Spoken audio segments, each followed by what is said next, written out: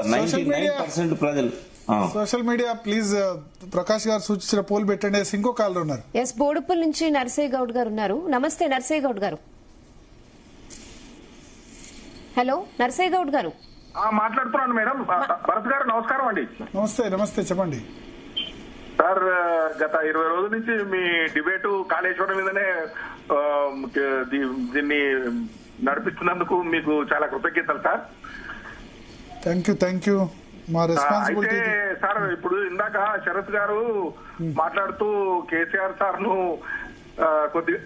కొద్దిగా ఆయన రావాలి అన్నట్టుగా మాట్లాడుతున్నారు. దానికి మన ప్రకాష్ గారు కూడా ఏకీభవించారు. అయితే సార్ ఇప్పుడు వాళ్ళు చెప్తున్నట్టు ఇప్పుడు ప్రజలు ఒక మ్యాండేట్ ఇచ్చారు సార్. తెలంగాణ ప్రజలే ఒక మ్యాండేట్ ఇచ్చారు. ఇప్పుడు ఉన్న గవర్నమెంట్ ఏం చేయాలో దాన్ని సరిగ్గా వాళ్ళకి ఒక దిశానిర్దేశం చేయాల్సిన దాన్ని పక్కన పెట్టేసి ఆయన వస్తేనే అవుతుంది అంటే ఆయన చేసిండు సార్. ఆయన తెలంగాణ కొట్లాడి తెచ్చిండు. తెలంగాణ 10 సంవత్సరాల్లో ఏం చేయాలో చేసి చూపించిండు.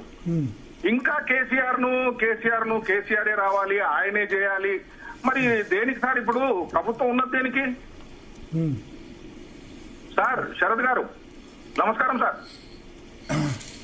శరత్ గారు సార్ చెప్పండి. మిమ్మల్ని అడుగుతున్నాను. మళ్ళీ కేసీఆర్ రావాలి, ప్రభుత్వాన్ని గెలిపించారు కదా, మళ్ళీ కేసీఆర్ ఎందుకు రావాలి అంటున్నారు సార్. మరి కేసీఆర్ కన్నా గొప్పగా చేస్తారు అనే ఉద్దేశంతోనే కదా సార్ ఇప్పుడు కాంగ్రెస్ కు మ్యాండేట్ ఇచ్చింది తెలంగాణ ప్రజలు.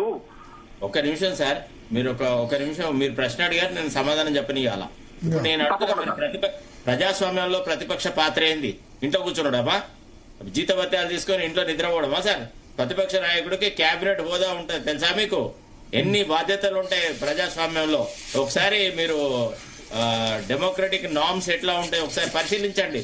అంతేగాని ప్రతిపక్ష నాయకుడిని చేతులు ముడుచుకొని కూర్చుంటా రాష్ట్రంలో రైతులు అల్లల్లాడిపోతున్నారంటే, ఇప్పుడు తల్లి అన్నం పెట్టకుండా పిల్లవాడు తండ్రి పెడతాడా పెట్టాడా? తండ్రి తాగుబోతులైనప్పుడు తల్లులు కష్టపడి పిల్లలు పోషిస్తున్నారా లేదా? తల్లి తండ్రి లాగా ఉండాలి. వాళ్ళ పాత్ర గొప్పదండి. He has to play the dominant role today. అంతేగాని నేను ఫామ్ హౌస్ లో ఉంటా, ఆయనకి ఏమైనా కష్టం ఉందా? ఆరోగ్యం బాగాలేదా? లేదా ఇంకేదైనా లేదా? ఎందుకు ఆయన మాట్లాడు? ఫస్ట్ నాకు ఆ ప్రశ్నకు సమాధానం చెప్పండి. ప్రతిపక్ష నాయకుడు శాసనసభకు ఎందుకు రాడు? ఎందుకు ఏ సమస్య మీద మాట్లాడు? ఈనాడు తెలంగాణ ప్రజానీకం అడగదలుచుకున్నది. ఓకే.